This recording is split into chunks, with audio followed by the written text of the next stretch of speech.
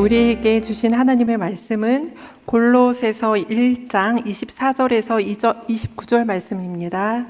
나는 이제 너희를 위하여 받는 괴로움을 기뻐하고 그리스도의 남은 고난을 그의 몸된 교회를 위하여 내 육체에 채우노라. 내가 교회의 일꾼 된 것은 하나님이 너희를 위하여 내게 주신 직분을 따라 하나님의 말씀을 이루려 함이니라. 이 비밀은 만세와 만대로부터 감추어졌던 것인데 이제는 그의 성도들에게 나타났고 하나님이 그들로 하여금 이 비밀의 영광이 이방인 가운데 얼마나 풍성한지를 알게 하려 하심이라. 이 비밀은 너희 안에 계신 그리스도시니 곧 영광의 소망이니라. 우리가 그를 전파하여 각 사람을 권하고 모든 지혜로 각 사람을 가르침은 각 사람을 그리스도 안에서 완전한 자로 세우려 함이니 이를 위하여 나도 내 속에서 능력으로 역사하시는 이의 역사를 따라 힘을 다하여 수고하노라. 아멘.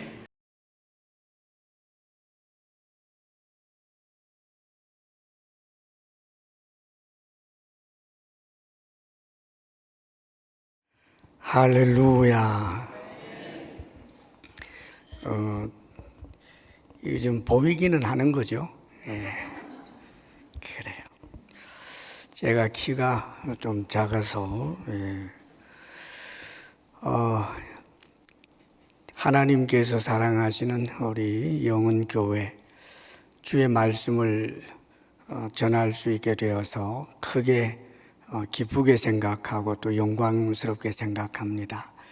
우리 하나님께서 사랑하시고 기뻐하시는 이제 영은교회, 앞으로도 성령이 늘 충만히 임하시며 은혜 베풀어 주셔서 참으로 하나님께서 기뻐하시는 일을 온전히 이루는 아름답고 복된 교회가 되시기를 주의 이름으로 축복합니다. 아멘.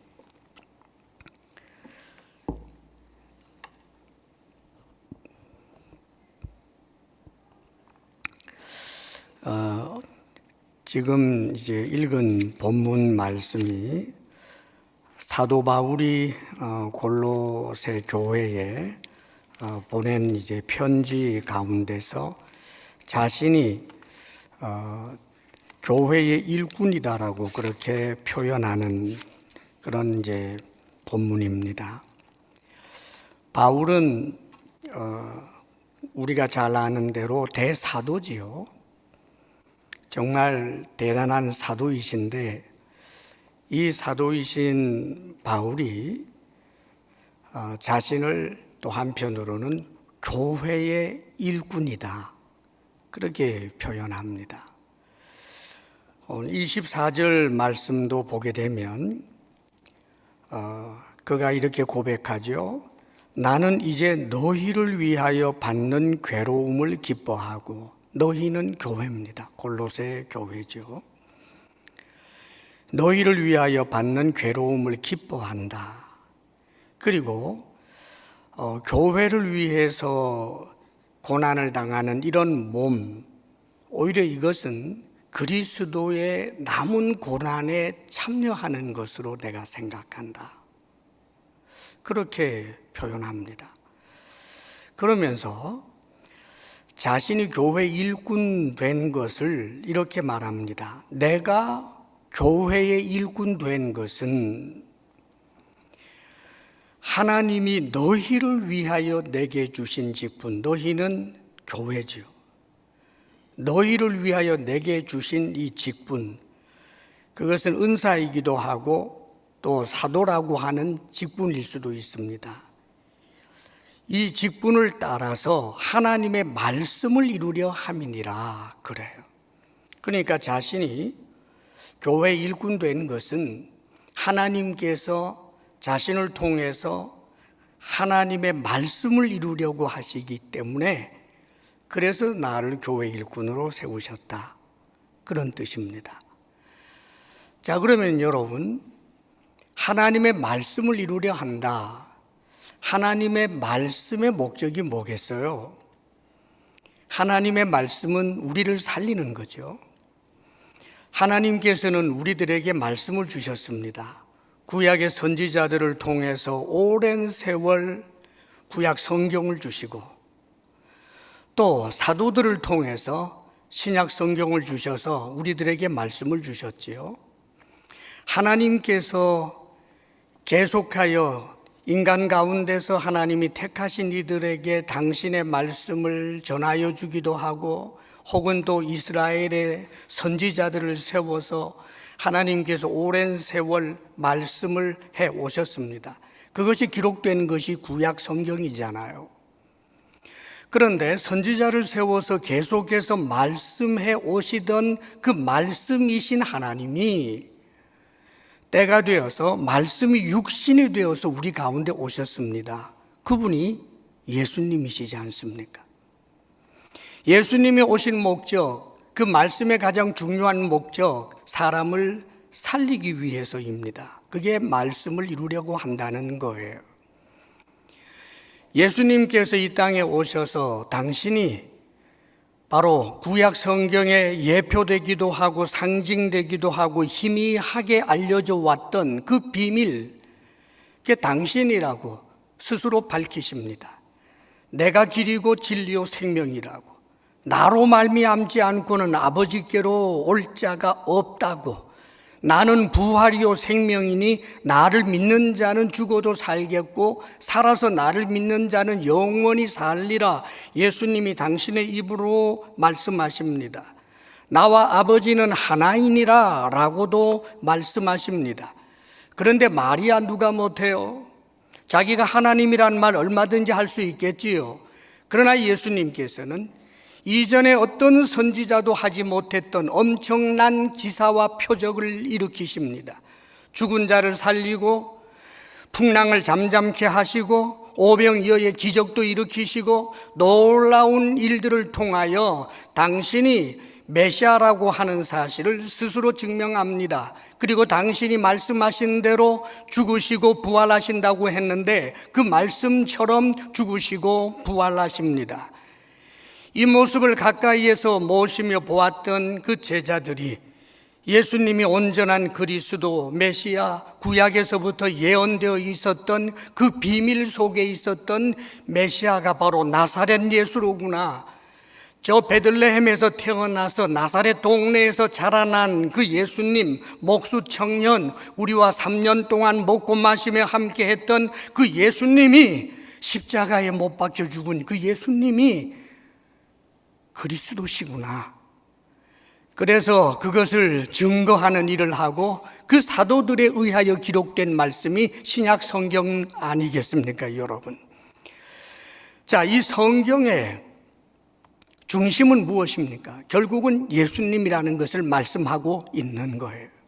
만세로 만대로부터 비밀 속에 있었지요. 여자의 후손이라고는 알겠는데 구체적으로 누군지는 모르겠고, 메시아가 온다라고 하는 것은 알겠는데 그가 도대체 누구인지 정말 알지 못했는데 이제는 때가 되어서 예수 그리스도께서 나타나심으로 이 비밀이 하나님께서 택하신 모든 사람들에게 알려지게 되었다라고 하는 이야기를 오늘 성경에서 계속해서 말씀합니다. 이 비밀은 만세와 만대로부터 감추어졌던 것인데 이제는 그의 성도들에게 나타났고, 사랑하는 여러분, 이제 우리들에게는, 성도들에게는 예수님이 그리스도라고 하는 사실이 비밀이 아닙니다. 예수님을 통해서 사람이 살게 되었다라고 하는 것 비밀이 아닙니다. 성도는 복된 사람들이기 때문입니다. 하나님이 그들로 하여금 이 비밀의 영광이 이방 가운데 얼마나 풍성한지를 알게 하려 하심이라. 이 비밀은 너희 안에 계신 그리스도니 곧 영광의 소망이니라. 할렐루야. 우리 주 예수 그리스도께서, 하나님께서 말씀을 이루고자 하시는데 이 말씀의 핵심은 예수님이고, 다시 말하면 복음입니다. 구약 성경은 항상 신약 성경을 통해서 우리가 온전히 알 수 있고, 또 모든 성경은 복음, 다시 말하면 예수 그리스도와 관계되어 있다는 사실을 우리는 압니다. 그렇기 때문에 이 구약과 신약 성경 말씀을 통하여 하나님께서는 예수 그리스도를 통해서 우리를 구원하시는 엄청난 일을 이루려고 하시는 것입니다. 그런데 이 엄청난 하나님의 그 말씀을 이루고자 하는 일을 누구를 통해서 이루려고 하는가? 지금 사도 바울은 교회의 일꾼이라고 말하는 거예요. 그래서 바울은 자신이 교회의 일꾼이기 때문에 교회를 세우는 일을 합니다. 복음을 전하고 안 믿는 사람 믿게 만듭니다. 그 다음에 믿게 되면 이제 예수님 믿으니까 너희들이 알아서 하라 그렇게 하지 아니하고 어떤 경우에는 3개월, 어떤 때는 6개월 혹은 1년 6개월, 2년 동안 머물러 있으면서 얼마나 많은 고통 가운데서 그들 한 사람 한 사람을 일으켜 세워서 바울이 떠나간 다음에도 그곳에 모이는 교회, 흩어지는 교회, 에베소 교회, 골로새 교회, 빌립보 교회, 이런 교회들이 온전히 세워지도록 그렇게 일한 것을 계속하여 성경은 말씀해 주고 있는 것입니다. 교회의 일꾼은 한마디로 말하면 사람을 살리는 일을 하는 사람들인데 구체적으로는 교회를 세우는 사람들입니다. 영은 교회의 일꾼은 누굴까? 영은 교회를 세우는 사람입니다. 왜 교회의 일꾼, 교회를 세운다라고 하는 이 중요성을 이야기할까? 사랑하는 여러분, 교회가 무엇입니까? 교회가 예수 믿는 사람들이에요. 아름다운 성전이 있지만 이 성전은 예배당이고 한 사람 한 사람 예수 믿는 사람 그 마음속에 성령이 임재하여 있는 그 사람들, 그들이 바로 교회입니다. 베드로전서에서는 이런 표현도 쓰죠. 교회를 향하여 너희는 왕같은 제사장들이요 거룩한 나라요. 다시 말하면 교회가 하나님 나라라 그 말입니다, 여러분. 그의 소유된 백성이라고도 표현합니다. 혹은 교회를 하나님의 성전이라고도 표현합니다. 예수님의 몸이라고도 표현합니다. 예수님의 정결한 신부라고도 표현합니다. 이게 전부 교회를 두고 하는 말이. 그런데 이 교회의 일꾼이라면 결국은 교회를 세우는 일을 하는 것인데 구체적으로 교회를 세운다라고 하는 일을 어떻게 하는 것일까? 우리는 오늘 바울이 한 것과 바울을 통해서 성령께서 우리에게 가르쳐 주시는 그 방법을 우리가 오늘 말씀을 통해서 배울 수 있게 되기를 바랍니다. 오늘 말씀 가운데 28절 말씀인데 우리 28절은 한 목소리로 한번 읽어봤으면 좋겠어요. 다 같이 시작.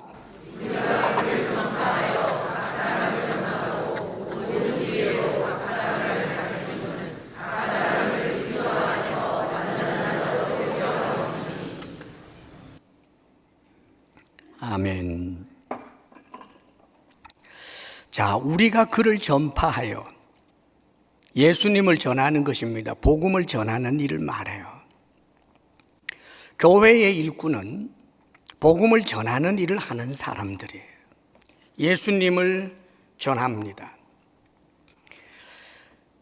사도행전에 보면 교회가 등장하지요. 최초의 교회, 예루살렘 교회입니다. 그 예루살렘 교회가 시작이 될 때 그 시작은 성령의 강림으로부터 시작이 됩니다.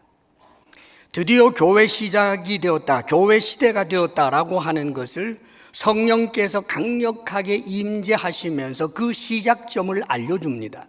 사실 성령님은 영이시기 때문에 어디에나 편만에 계시는 하나님의 영이시지만 이제 교회 시대가 시작된다라고 하는 것에 대해서는 예수님의 말씀대로 오순절날 120명의 사람들이 함께 기도를 하고 있을 그때에 놀라운 일이 일어나지요. 처음에는 아마 한 500여 명이었을 것 같아요. 왜냐하면 예수님이 승천하는 모습을 감람산에서 보았던 사람들이 500여 명이 보고 있었거든요. 그들에게 예루살렘을 떠나지 말고 아버지께서 너희에게 약속하신 성령을 기다려라. 그래서 이들이 모여 있었던 거예요. 그런데 여러분, 언제까지 기다려라 하지 않았거든요. 그런데 하루 이틀 사흘 나흘 지나다가 보니까 그게 쉽지 않잖아요. 그래서 많은 사람들은 아마 그 자리에 있지 못하고, 물론 예수님 배반했다는 뜻은 아니에요.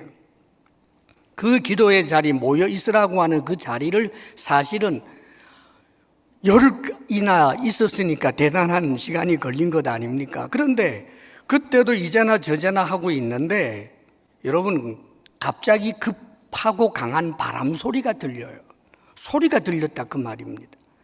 아마 기도하고 있었던지, 혹은 앉아서 하나님의 말씀을 묵상하고 있었던지, 찬송을 하고 있었던지, 그러던 사람이 급한 바람 소리가 나니까 깜짝 놀라서 돌아볼 것 아닙니까?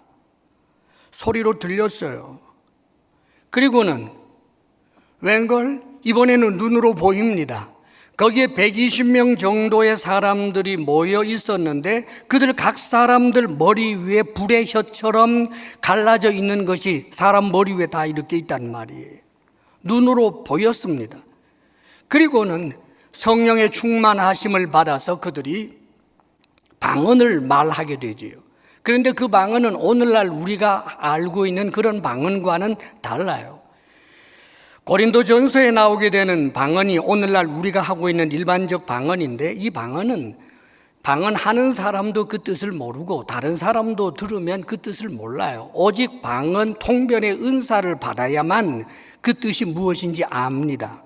그런데 오순절날 강력하게 임하였던 그 역사 속에서는 사람들이 말을 하는데, 오순절이었기 때문에 많은 사람들이 그 절기를 지키기 위하여 왔다가 난리가 나고 소리를 지르니까 이게 무슨 일인가 하고 큰 무리가 와서 보다가 깜짝 놀라지요. 저 사람들 복장을 보니까 갈릴리 사람들 같은데 왜 저 사람이 하는 말이 우리가 살고 있는 내 지역의 말을 하고 있지? 우리는 세계 각처에서 왔는데 어떻게 저들이 하는 말이 우리 귀에 들리지? 하고 엄청난 충격을 받게 되지요. 사랑하는 여러분, 성령을 통해 가지고 공식적인 시작을 알린 거예요. 성령께서 은밀하게 역사할 수 있지만 이제부터 교회 시작이다라고 하는 것을, 그리고 이 공동체가 나중에 하나가 될 것이라고 하는 것을 보여주는 아주 강력한 임재로부터 교회가 시작이 된 것을 말하는 것입니다. 그렇다면 그 사람들 머리 위에 있었던 이 성령이 계속해서 사람들 눈에 보였겠습니까? 잠시 그러고 난 다음에 보이지 않지요. 그들 속에 있습니다, 여러분.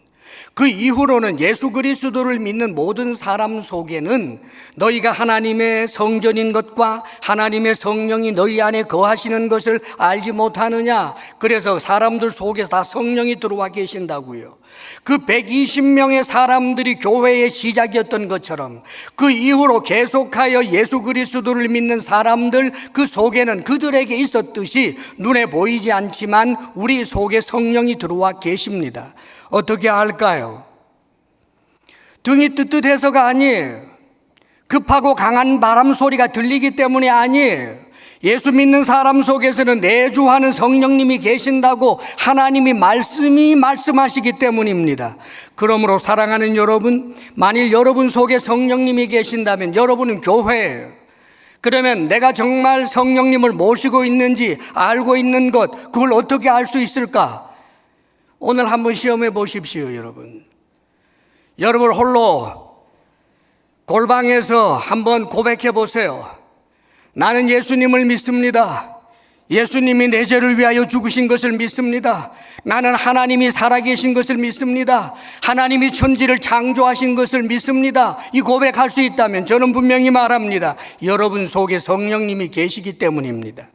그러므로 성령님을 모시고 있는 그들이 교회란 말입니다. 교회는 얼마나 대단한 곳인지 몰라요. 교회는 얼마나 대단한 영광스러운 곳인지 모릅니다, 여러분. 어떤 사회 제도도 어떤 사상도 그 어떤 것과도 비교할 수 없습니다. 왜냐하면 천지를 창조하신 하나님이 그 사람 속에 들어와 있고 그와 더불어 영원하기 때문입니다. 내 속에 계신 성령님이 영원하니 나도 성령으로 말미암아 영원하게 그렇게 되어지는 것입니다. 그게 교회입니다.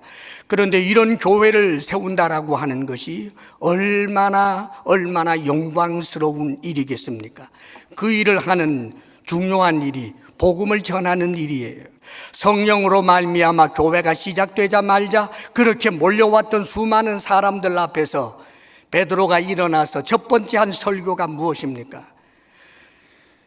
이 사람들이 술 취한 것이 아니다. 너희들이 하나님의 법을 알지 못하는 사람들의 손을 빌려서 잡아 죽인 예수 그리스도, 그분의 아버지 하나님께 받아서 우리에게 주신 성령 선물이다. 구약 성경에 예언되어 있었던 바로 그 성령을 우리에게 주신 것이다.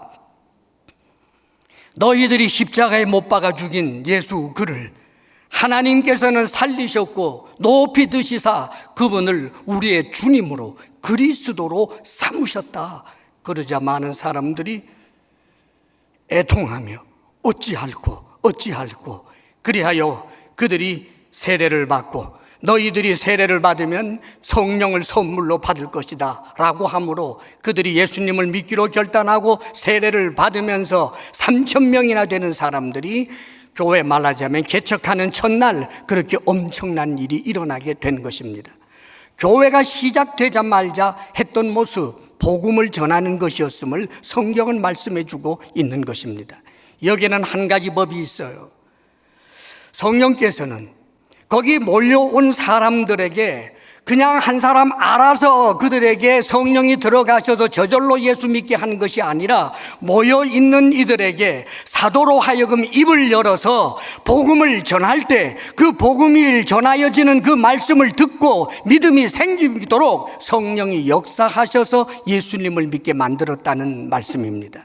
믿음은 들음에서 나는 것입니다. 우리가 복음을 전한다라고 하는 것은 어떤 설득력의 문제가 아니에요. 하나님께서는 구원할 자를 하나님께서는 정하고 계시고 하나님께서 원하시는 때에 그를 부를 텐데 나의 이 연약한 입술로도 한번 교회 갔으면 좋겠어요 란 그 한마디를 가지고도 혹은 사형리를 가지고도 조그만한 전도 소책자를 가지고도 나는 당신을 위해서 늘 기도하고 있는데 한번 교회 갔으면 좋겠어요, 그 말이 그들에게 강한 울림이 되어서 갑자기 찾아온 공허함 앞에서 삶의 시련 앞에서 나하고 함께 교회 가자라고 했던 그 사람 말이 생각나서 그래서 예수님 믿게 되는 놀라운 일들도 얼마든지 일어날 수 있는 것입니다. 이 예루살렘 교회가 통성 기도하는 내용이 나와요. 사도행전에 보면. 그런데 그 통성 기도 내용이 참 놀랍습니다, 여러분. 자, 예수님을 잡아 죽인 장본인들이 지금 시퍼렇게 살아있잖아요. 그래서 그들이 이렇게 기도합니다. 하나님의 기름 부으신 자, 즉 예수님이죠. 예수님을 거스리는 악한 자들, 저 이방인들과 유대인들이 합세하여 빌라도와 그리고 제사장들이 합세하여 우리를 위협하고 있습니다. 우리를 살펴주옵소서. 그리고 그 다음에 이렇게 기도하는 거예요.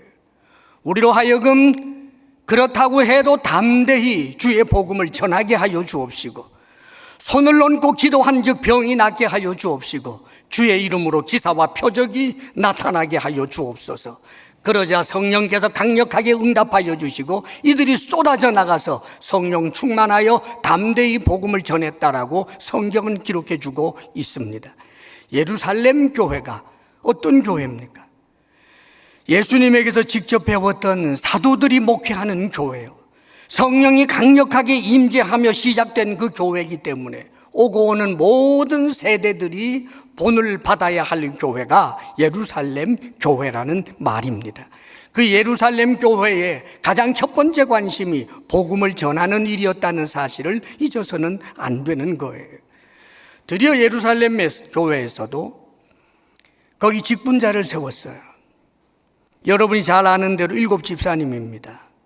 구제하는 일을 하는데 얼마나 사람이 많습니까, 여러분? 그런데 그 구제하는 일을 사도들이 하려고 하니까 너무너무 힘들고 불평도 많이 생겼어요. 그래서 이 일을 좀 더 효과적으로 하기 위하여 그 구제하는 일을 하는데 7사람을 세우고 아마 그 한 사람 밑에 10명, 20명 또 조직들이 있겠지요. 그렇게 해서 그 구제하는 일을 잘하려고 했단 말입니다. 그런데 성경은 사도행전에서 그 7사람의 집사님들이 구제하는 일을 이렇게 효과적으로 잘했다, 저렇게 덕스럽게 잘했다, 이런 내용을 하나도 기록해 주지 않았어요. 그들이 못했겠습니까? 잘했겠지요. 그런데 성경에 더 큰 관심이 있었습니다. 그 7 집사님 가운데 스데반 집사님이 복음을 전하다가 돌에 맞아 죽은 이야기가 나옵니다. 그 7 집사님 가운데 빌립 집사님이 사마리아에 가서 복음을 전하여 사마리아의 교회가 세워진 것에 대하여 성경은 기록해 주고 있습니다. 이것은 무엇을 이야기합니까? 교회의 모든 일꾼은 어떤 직분이든지 성가대가 되었든 교사가 되었건 주방에서 일하는 사람이 되었건 차량 봉사자가 되었건 모두가 다 교회 일꾼은 전도자라고 하는 것을 말씀해 주고 있는 것입니다. 사랑하는 여러분, 복음은 오직 예수 그리스도를 믿는 사람들에게 주어진 말로 할 수 없는 엄청난 특권이라는 사실을 잊지 마십시오. 우리의 지혜가 필요해서가 아닙니다, 여러분. 우리의 입술에 그 대단히 논리적으로 말 잘하는 그것 때문이 아닙니다, 여러분. 성경에 보면 사도 바울이 고린도에서 굉장히 의기소침한 적이 있어요. 아마 아테네에서 복음 사역을 하다가 별 재미를 못 받는 것 같습니다. 그래서 고린도에 왔을 때는 그가 의기소침해 있는데 놀랍게도 예수님이 환상 가운데 바울에게 나타나셨어요. 예수님이 직접 말입니다. 그리고 바울에게 이렇게 말합니다. 바울아, 이 고린도 성에는 내 백성이 많다. 지금 바울 일행이 와서 아직 복음을 전하지 않았기 때문에 이 고린도에는 예수 믿는 사람을 눈 씻고 찾아도 볼 수 없단 말이에요. 그런데 예수님은 이 고린도 성에 내 백성이 많다. 그러므로 잠잠하지 말고 말하라. 침묵하지 말고 말하라. 라고 이야기하십니다. 사랑하는 여러분, 놀랍지 않습니까? 우리 예수님은 능력의 하나님. 그렇다면 천군 천사들을 동시에 보내서 하나님께서 구원하시기로 작정한 사람들 환상을 다 보여주면서 예수님을 믿어야 구원을 얻는다라고 말하면 안 믿을 사람이 어디 있겠습니까? 천사를 시키면 될 일을 직접 예수님께서 환상 중에 나타나셔서 뽑아내면 될 것을, 그런데 의기소침해서 입 한마디 지금 말도 못하고 벌벌 떨고 있는 바울에게 침묵하지 말고 말하라, 잠잠하지 말고 말하라. 그래서 그가 복음을 담대하게 전하기 시작합니다.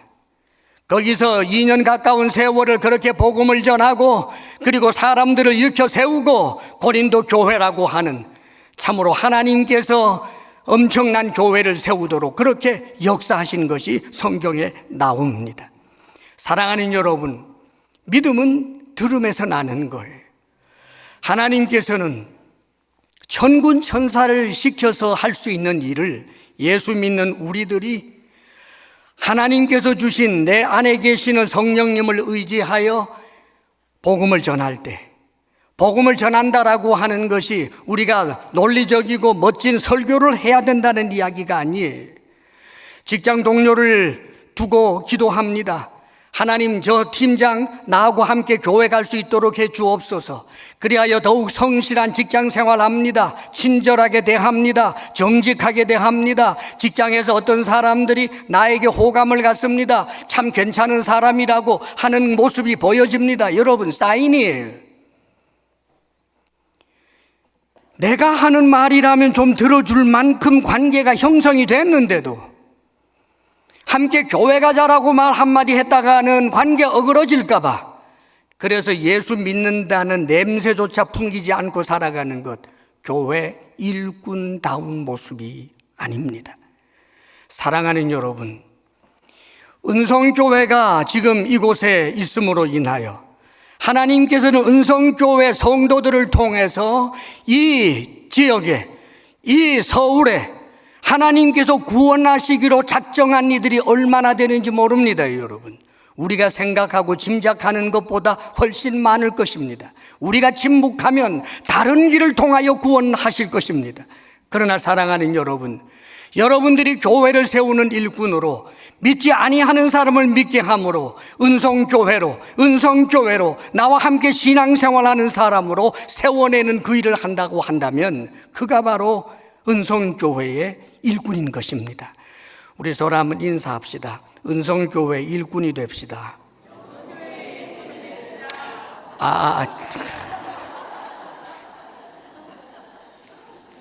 아이고 주님, 사고 쳤네요. 어째 좀 표정이 이상해진다 했어요. 영은교회, 영은교회. 아이고 죄송합니다 정말. 자, 갑자기 막 다 잊어버렸어.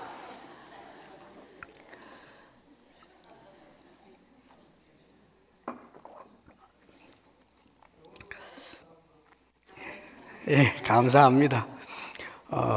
그리고 이제 한 가지 더, 복음을 안 믿는 사람에게 전해서 믿게 하고 일꾼이에요. 그 다음에 믿는 사람 더 잘 믿게 하는 것, 그게 일꾼이에요. 안 믿는 사람은 믿게 합니다. 일꾼입니다. 지금 믿어서 함께 신앙생활하는 사람, 약한 사람 많아요 여러분. 그 사람을 더 잘 믿게 만듭니다. 심지어는 내 어깨 위에 세웁니다. 그는 나중되고 내가 먼저 되었었는데 그가 오히려 나보다 앞서게까지 되는 것도 시샘하지 않고 그가 잘하도록 도와줍니다. 바나바 사역팀이 그런 사역을 하는 거예요. 그렇죠 여러분. 바나바가 바울을 인도했지만 나중에는 바울이 바나바를 앞서갑니다. 그러나 바나바가 질투하지 않아요. 교회 일꾼은 그런 사람들이에요. 바나바 사역팀뿐만 아니라 은성교회 모든 성도가 영은교회. 왜 그러지? 주여. 좀 적어놓고 올 걸 그랬어요. 영은교회 모든 성도가 교회 일꾼이 될 수 있기를 축복합니다 여러분. 영은교회 모든 성도가 바나바 사역팀과 같은 일을 할 수 있게 되기를 바랍니다. 사실 강한 자는 약한 자의 약함을 담당하는 자가 강한 자예요. 교회 온 사람들 가운데 예수 믿은 지 얼마 안 된 사람들은 사실은 마태복음과 멸치볶음도 분간을 잘 못해요. 그런 분들에게 참아주고 기다려주고 이해해주는 것. 우리들 가운데야 모태신앙인들이 많아서 담배 냄새만 나서도 그냥 아주 진저리를 치지만 교회 갓온 사람들 가운데는 골초였다가도 지금 교회 나와서 예수 믿겠다고 하는 사람들이 있습니다. 그런데 그런 사람들을 품어주고 이해해주고 스스로가 민망해하는데 그 민망해하는 것을 오히려 격려해주고, 당신이 아직 담배를 못 끊었다고 해도 하나님은 당신이 교회에 나와서 예배를 드리고 찬송하는 당신의 모습을 볼 때 하나님은 얼마나 기뻐하시는지 모릅니다. 이 격려해 줘야 된다 그 말입니다. 영은교회 모든 성도들이 말입니다 여러분. 그런 교회 분위기가 될 수 있기를 축복합니다. 사실 우리가 언젠가는 죽을 거예요. 저도 죽고요, 여러분들도 죽을걸요? 다 죽습니다. 사실 벌써 우리 영은교회 역사가 60년이 넘었다고 이야기를 들었습니다. 그 교회 초창기에 열심히 수고했던 그 교회의 일꾼들, 그분들 지금 이 영은교회에서, 이 지교회에서 볼 수 없습니다. 그렇다면 그분은 지금 어디 있습니까 여러분? 그의 영혼이 우리 주님 계신 곳에 있겠지요. 우리도 마찬가지입니다. 언젠가 죽습니다 여러분.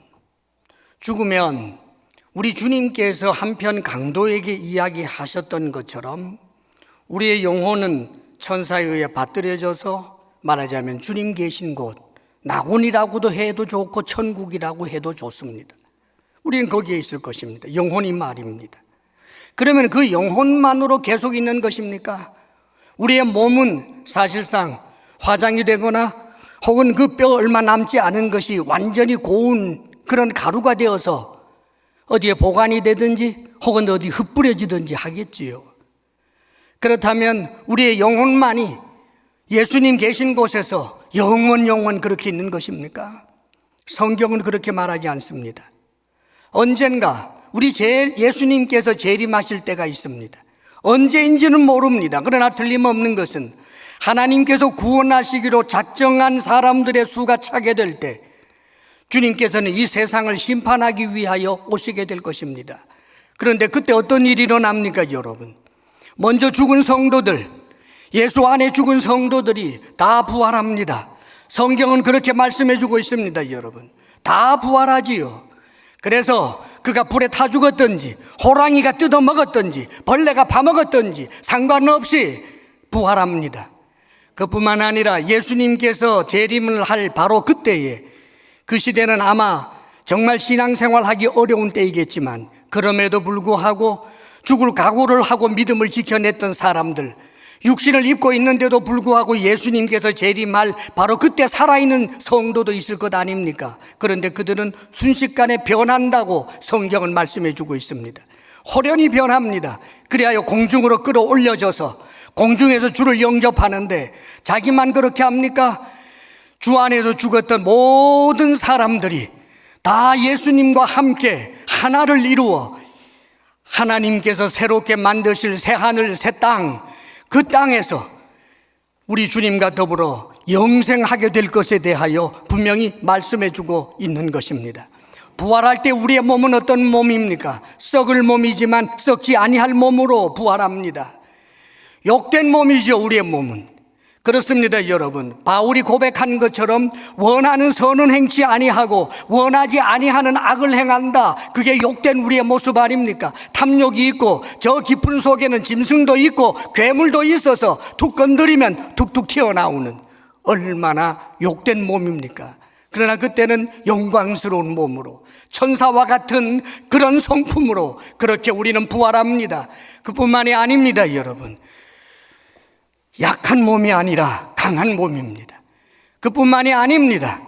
이런 육체가 아니라 신령한 몸으로 부활하게 됩니다. 이것이 우리의 미래입니다. 그런데 여러분, 예수 그리스도를 믿고 궁극적으로 나타나게 된 그 구원의 완성의 모습은 공동체였다라고 하는 사실을 잊지 마십시오. 우리 예수님은, 우리 하나님은 삼위일체로 존재하십니다. 성부, 성자, 성령, 하나님 삼위일체로 계시는 그분들이기 때문에, 그래서 세 분이시면서 한 분이요, 한 분이시면서 세 분이신 하나님은 절대 고독하신 분이 아닙니다. 심심해서 천사 만들었다고요? 심심해서 너무 고독해서 인간 만들었다고요? 아닙니다. 성부, 성자, 성령 하나님만으로 영원히 풍성하고 충분하신 분이 하나님이십니다. 그런데 여러분, 예수 믿는 우리가 어디에 속하게 됩니까? 예수 믿는 사람들 나중에 완성될 그 하나의 교회, 예수님의 몸 아닙니까, 여러분? 뿐만 아니라 예수님의 정결한 신부라고도 표현하지 않습니까? 그 이유는 성자 하나님이 가지신 그 영생을 함께 가지게 되고, 성자 하나님이 하나님을 아버지라고 부르는 것처럼 우리는 하나님을 향한 양자들이 되고, 그뿐만 아니라 우리 예수님이 가지신 그 풍성한 영광에 참여하는 존재가 나중에 하나로 나타나게 되는 바로 하나의 교회의 모습인 것입니다. 아마 그날에는 이 영은교회에서 그렇게 수고했던 전날에 이미 죽으신 그 귀하신 분들이 그 하나의 교회로 나타날 때 그 교회 지체 속에 있을 것입니다. 그뿐만 아니라 이 영은교회에서 신앙생활 열심히 하며 교회의 일꾼으로 살고 있던 나와 네가 그 하나의 교회에 예수 그리스도의 몸의 지체로 나타나게 될 것입니다. 그런데 그때를 생각해 보십시오. 내가 전도했던 사람, 내가 모욕을 당하면서도 복음을 전했던 그 사람이 그 하나의 교회로 예수님의 몸을 이루는 그 자리에 함께 있을 때 그 기쁨의 풍성함을 무엇으로 표현할 수 있겠습니까, 여러분? 그뿐만 아니라 교회 안에서 신앙의 위기가 찾아오고 믿음이 자라지 못하고 혹은 고공행진을 하다가 밑바닥에 떨어져서 신앙생활을 하느니 안 하느니 하고 교회를 떠나느니 어쩌느니 그러면서 그런 사람들 품에 안고 기도해주고 권면하고 참아주고 이런 수고와 노력을 했던 바로 그 박 집사가 함께 있을 때 사랑하는 여러분, 얼마나 하나님 앞에 감사하고 기쁜 일이 되겠습니까? 사랑하는 여러분, 교회의 일꾼이라고 하는 것은 저 세상 사람들이 생각하는 그저 조그만한 그런 교회들에게서 그 교회만을 위하는 그런 보잘것없는 존재라는 생각 절대로 하지 마십시오. 나라보다 영원한 것이 교회입니다. 어떤 사상보다 영원한 것이 교회입니다. 어떤 이념이나 과학보다도 비교할 수 없이 영광스러운 것이 바로 교회입니다. 나중에 그 하나의 교회에 참여한다는 것은 얼마나 큰 영광인지 모릅니다. 그러나 한 가지 기억할 것이 있어요. 오늘날 많은 사람들이 지교회는 안 나가는 그런 좋지 못한 문화 풍조들이 일어납니다. 자신은 예수 믿는다고 하면서도 예수는 좋지만 교회는 썩어서 냄새나서 그래서 여러 가지 모순이 많아서 교회 안 간다고. 사랑하는 여러분, 얼마나 교만한 말인지 모릅니다. 성경 속에 등장한 교회는 그렇지 않아요. 예루살렘 교회가 세워지면 그 예루살렘 교회 성도들이 모이고 흩어지는 것입니다. 모여서 하나님을 예배하고 또 작은 그룹으로도 모여서 서로를 위하여 격려하고 가정에서 떡을 떼고 교제하고 연약한 사람들을 돌보고 또 사회 속으로 들어가서 빛과 소금의 역할을 감당하다가 다시 모이고, 그게 교회입니다. 지교회를 섬기는 일을 하지 않고 하나의 교회에 그냥 갈 수 있다라고 생각하는 것은 얼마나 무모하고 어리석은 일인지 모릅니다. 물론 지교회를 섬겨보지 못하고 하나의 교회에 참여하는 사람도 있지요. 한편 강도 같은 사람, 죽기 직전에 예수 믿은 사람, 병원에서 곧 죽어가면서 누군가가 복음을 전해서 예수 믿은 사람, 그러면 어느 지교회를 섬길 기회가 없었지요. 그런 예외도 하나님이 두십니다. 그러나 그것을 롤모델 삼겠습니까? 사랑하는 여러분, 이 영은교회에서 신앙의 동지가, 복음 증거하는 동지가, 교회를 견고하게 세우는 일꾼들이 있어서 서로가 서로를 세워주고 이 온 서울 땅을 복음을 전해야 될 사역 현장으로 알고, 내 직장도 사역 현장으로 알고, 교회에 와서도 연약한 사람을 보면 그가 예수님을 잘 믿도록 돕는 일을 하는 일이야말로 하나님의 말씀을 이루는 일이라는 사실을 잊지 마시기를 바랍니다. 오늘 말씀 가운데 각 사람이라는 표현을 말씀합니다. 그를 전파하여 각 사람을 권하고 각 사람을 가르치고 각 사람을 그리스도 안에서 완전한 자로 세우려 함이니라고 표현합니다. 영은교회 사랑하시지요? 아멘 해보세요. 영은교회 사랑하시지요? 아멘입니까? 영은교회 사랑하는 건 좀 쉽습니다. 근데 여러분, 왜 준 것 없지만 저 김 집사님은 볼 때마다 그렇게 마음이 안 가는지 몰라. 왜 저 사람은 그렇게 마음에 들지 않을까? 그런 사람, 구체적인 그 김 집사 보면 왠지 자꾸 밥맛 이런 생각이 나는 그 박 집사, 그걸 사랑해야 영은교회 사랑하는 것입니다. 사랑하는 여러분, 나라를 사랑한다? 아니요. 구체적인 누군가를, 각 사람을 사랑해야 합니다. 각 사람에게 관심을 가져야 합니다. 특별히 바나바 사역팀에게 당부합니다. 아마 4주간 프로그램이 진행되면서 열심히 잘 할 것이라고 생각을 합니다. 아주 귀한 일입니다. 그런데 그 사역을 맡아서 4주 동안 진행할 때 가장 친절하고 가장 우아하고 아주 덕스럽게 그랬는데 4주가 지나고 난 다음에 어디서 만나면 소 닭 보듯 한다. 사랑하는 여러분, 그건 프로그램을 잘한 거지 정말 일꾼의 모습이 아닙니다. 일꾼은 사람을 살리는 것입니다. 여러분, 우리 주님께서 기뻐하시는 사람 살리는 일, 복음을 전함으로 살리고 연약한 사람을 세우며 살리고 칭찬함으로 살리고, 그리하여 특별히 영은교회가 주의 일꾼으로 풍성한 교회, 하나님께서 기뻐하시는 그런 교회가 될 수 있기를 주의 이름으로 축복합니다. 기도하겠습니다. 거룩하신 아버지 하나님, 하나님께서 사랑하시는 우리 영은교회 영광 받으시고 언제나 주님께서 이 주의 교회를 견고하게 세우는 그런 일꾼들이 많아지도록 하나님 역사하여 주옵소서.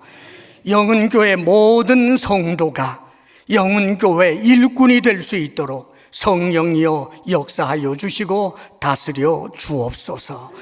예수님 이름으로 기도하옵나이다. 아멘.